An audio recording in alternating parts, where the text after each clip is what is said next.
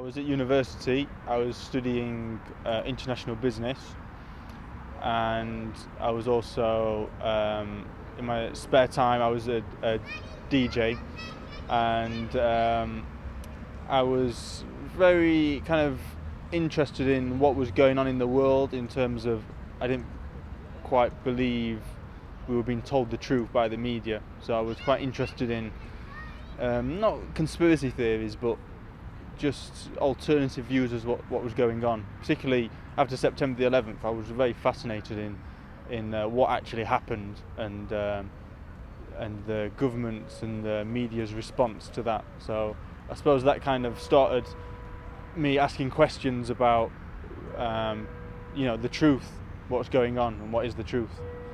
Well, I'd met a Muslim, and they'd passed me on some leaflets about Islam.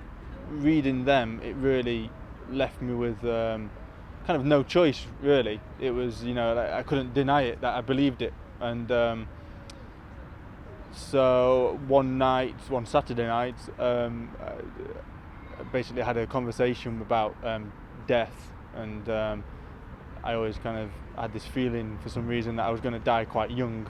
So I thought, well, I better become Muslim before I die.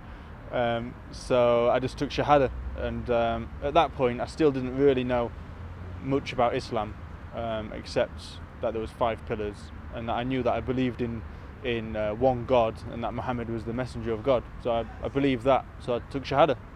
And well, it was probably quite a few months afterwards I lost touch with the Muslim that I had initially met. So at that point I didn't actually know any Muslims, and it was just kind of me on my own doing what I thought was Islam, and then I was just lucky to meet some Muslims just randomly at the job I was working at. They came to the shop, and I just started to hang out with them, and they became good friends for the next few years. They were also new Muslims as well, so I was amazed because I didn't know that there was any other people embraced Islam. So it was just a real blessing, and so obviously spending time with them, I learned a lot more about Islam. I remember one day with my mum saying to me, "Oh, would you like a ham sandwich?" And I was like, "Oh, well, I'm not really eating ham at the moment." And she was like, "Oh, why is that?" And I was like, "Oh, since I became Muslim." And it was like, "What was that?" And since I became Muslim. And she was like, "You're not a Muslim." And I just said, "Well, I believe in one God, and I believe Muhammad's the messenger of God, so I have to, therefore I am a Muslim." So she was just like a bit confused, like, "Oh." But I had it very easy compared to a lot of people whose family and friends, disown them. I had it very easy. My parents were very liberal and laid back, and they've always been like that. Always kind of let me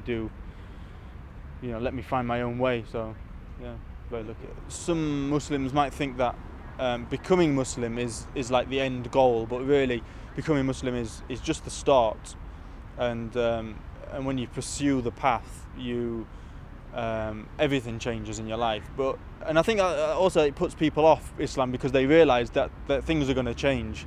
But really, you have nothing to be scared about, because Islam means submission to God. So, how could Allah could bring you into Islam and then make it difficult for you? It doesn't really make sense. So anyone who encounters Islam, they have to be true to themselves, and they will kind of feel inside, they'll acknowledge that they need to return to their Lord and submit to Him.